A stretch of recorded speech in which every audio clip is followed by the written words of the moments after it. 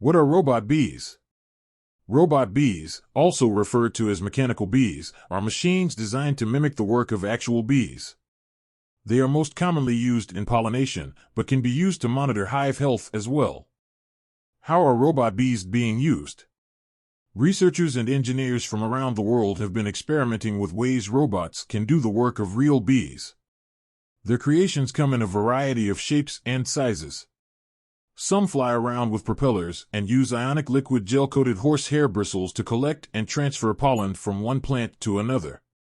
Others have flexible wings powered by artificial muscles and use an electrostatic patch to perch on just about anything. And some don't fly at all, but instead roll on the ground and pollinate flowers by blasting them with pulses of air. Following some major breakthroughs in the last several years, many of these projects are not far off from regular commercial use. Pollinate crops.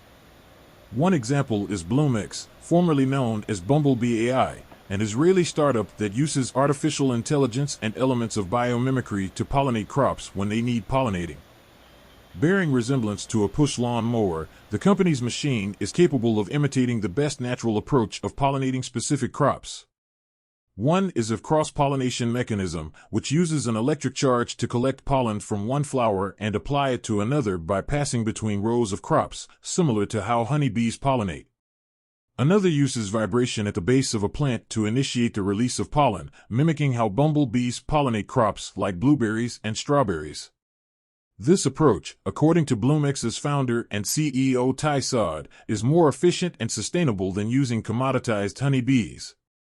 When they are used generically and shipped from place to place in an unnatural way, bees are forced to withstand different climates and environments in which they cannot work to their full potential, resulting in unhealthier bees and lower crop outputs.